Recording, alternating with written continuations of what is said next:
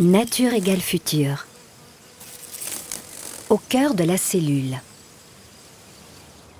Il existe dans le sang de multiples micro-organismes de l'ordre du nanomètre produits par le corps humain ou intrusifs comme les virus.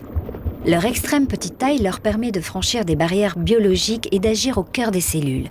Ne pourrait-on pas les copier afin de créer des médicaments plus efficaces ?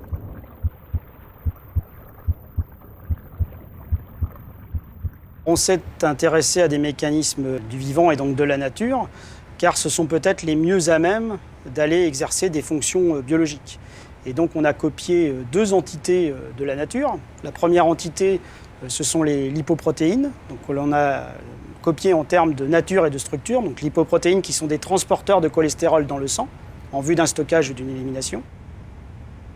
Ce que l'on a copié de cet objet, c'est essentiellement la structure, donc qui reprend un cœur de triglycérides et une couronne de surfactants. Deuxième élément, on a copié des virus.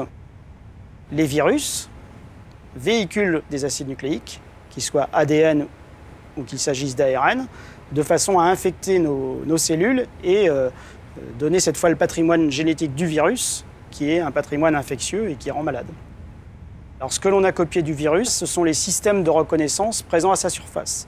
Dans l'enveloppe virale, on a notamment des bras de reconnaissance qui permettent de reconnaître des cellules ou même d'aller transporter des éléments du vivant. Donc on a pris des fragments de ces bras de façon à avoir des propriétés similaires à celles du virus. En copiant les propriétés de ces deux éléments, les chercheurs ont mis au point des nanoparticules de troisième génération, appelées nanocapsules lipidiques, qui sont des transporteurs de très petite taille. En termes de taille, on est sur des objets qui ressemblent à des lipoprotéines ou des virus, de l'ordre de 20 à 100 nanomètres. Et en termes de nature et de structure, on ressemble à ces objets pour véhiculer des médicaments. Mais cette fois, on est sur des véhicules synthétiques.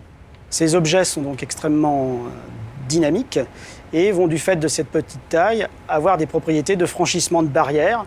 Donc qu'il s'agisse de barrières tissulaires, de barrières cellulaires ou même subcellulaires. Le vecteur, le véhicule de médicament, va transporter ce médicament tout au long de ce parcours jusqu'à atteindre la cible et donc traiter le patient. Notre axe de recherche concerne le développement et l'application de nanovecteurs du médicament dans le cadre des cancers. Alors, plus particulièrement les cancers cérébraux. Ces nanovecteurs de troisième génération sont capables de transporter des molécules chimiques, également des molécules des radiopharmaceutiques, donc des émetteurs de radioactivité, des molécules radioactives, et sont également capables de transporter des molécules biologiques thérapeutiques, qu'il s'agisse d'acides nucléiques, donc ADN, ARN, ou également des protéines ou des peptides. Les applications que l'on peut envisager avec ces particules, bien évidemment, c'est dans le cancer d'aller traiter des cellules pour les éliminer. Donc soit restaurer des mécanismes déficients, soit éliminer par des systèmes tueurs ces cellules néfastes, sans atteindre le reste de l'organisme, de façon à ne pas avoir d'effets toxiques. Les bénéfices attendus pour le patient, c'est d'une part la réduction des doses, et d'autre part la réduction de la toxicité et une élimination naturelle. L'idée de ces nanomédecines, c'est effectivement d'aller vers une application clinique dédiée. Même si le processus a pris du temps, là on est à l'aube de voir l'application émerger. Grâce à ces nanovecteurs innovants plus proches de la nature, nous pourrons soigner demain au cœur de la cellule en limitant les effets secondaires, ce qui est une grande avancée pour le confort du patient.